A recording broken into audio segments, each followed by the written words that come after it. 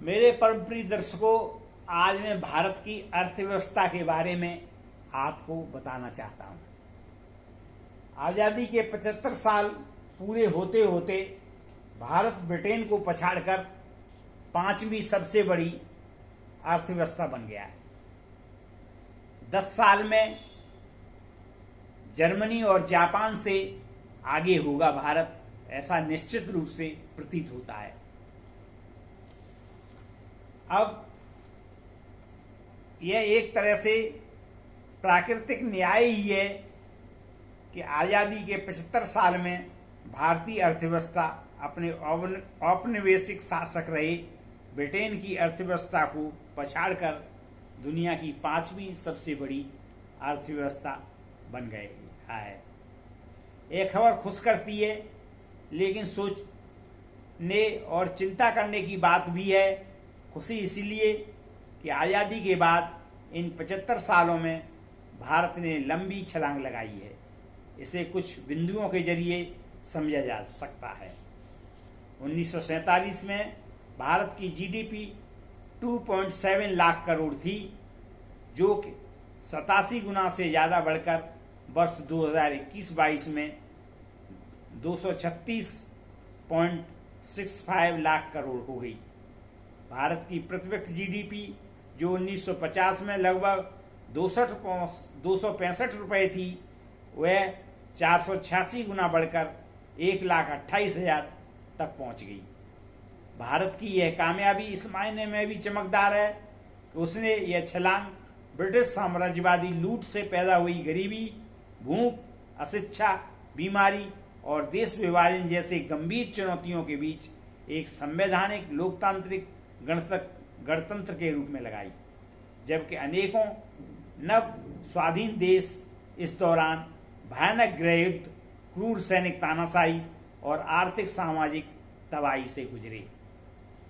Britain की औपनिवेशिक गुलामी और लूट ने सोने की चिड़िया कहे जाने वाली भारत को पौने 200 साल में दरिद्र बनाया। अर्थशास्त्री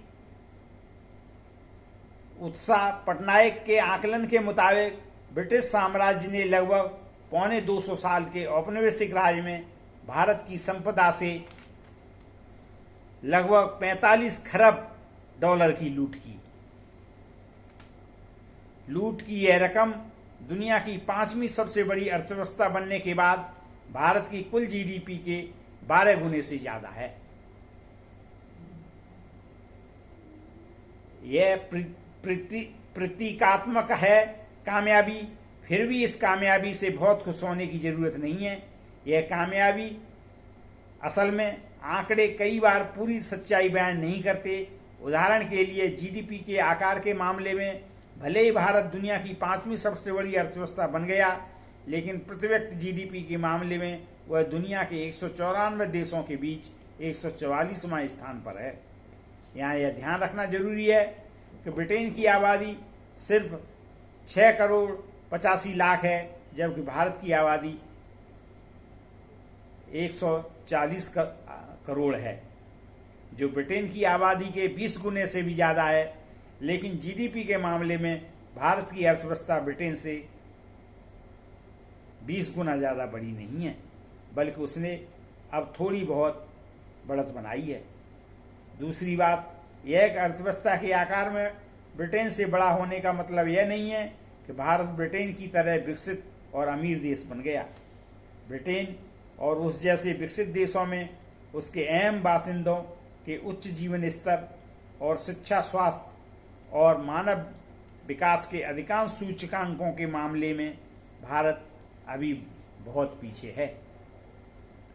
विश्व मानक विकास सूचांक SDI में रैंकिंग में भारत 181 देशों के बीच 131वें स्थान पर है। कहने की जरूरत नहीं है कि भारत को विकसित देशों के जीवन स्तर को हासिल करने में अभी दशकों का समय लगेगा।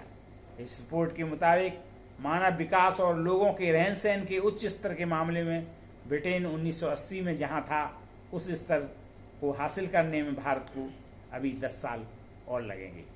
अतः मेरे परम प्रिय दर्शकों, इस विवेचना को आप पसंद करते हैं तो लाइक करें, सब्सक्राइब करें। धन्यवाद।